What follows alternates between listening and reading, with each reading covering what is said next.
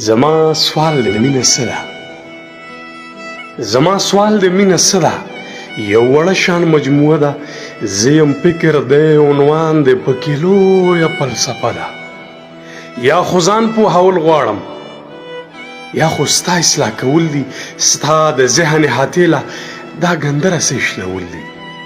زما سوال د مینه څه ده؟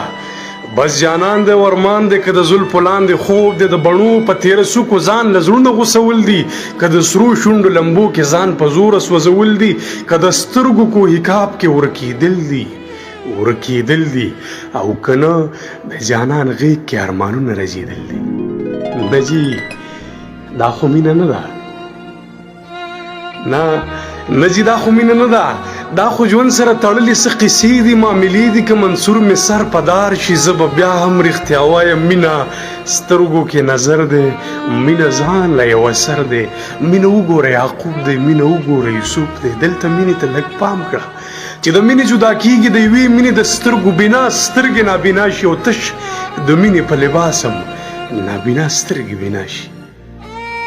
مینه ژوند، مینه مذهب دی، مینه عقل نه مکتب دی، مینه لویه فلسفه ده، دا د زړونو حادثه ده. که په دې زه کافر کېږم په خپل کفر به خوشحال یم.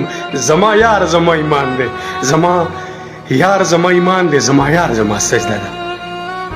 د جانان سترګې چې نه وي نه کعبه نه مدینه، د مینه حسن باندې نه ده، مینه حسن باندې نه ده. که بلال په تا مین شو نو ستا حسن ستا دلیل دی، په بلال چې ته مین شې دې کې لویه فلسفه ده. مینه حسن باندې نه ده، که بلال په تا مین شو نو ستا حسن ستا دلیل دی، په بلال چې ته مین شو دې کې لویه فلسفه ده. او مینه رب سره اسمان کې دوه په دوه مباحثه ده. مینه په براق کې چې په پښو کې د جانان مې غوړېدلی وزر پروت دی. مینه نیمه شپه کې د خپل یار سره رشته ده.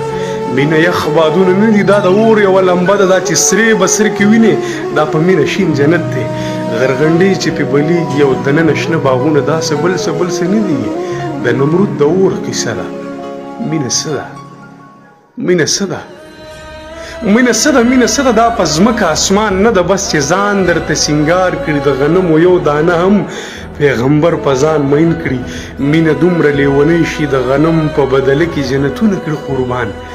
مینه ناز، مینه انداز دی، د موسی د جلال راز دی، د عیسی د حکمت نوم دی، د داود د نغمې ساز دی.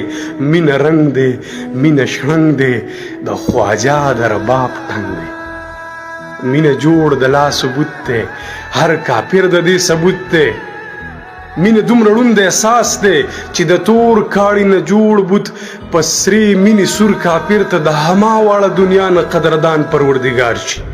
مینه سریکا، مینه درد دی چې د وینې موج کې راشي، د پارس ظلمت سبا شي او د جهل شپې رڼا شي. یو بیروحه محبت ته ستا شعور کې عقل راشي او وجود دې هم پناه شي.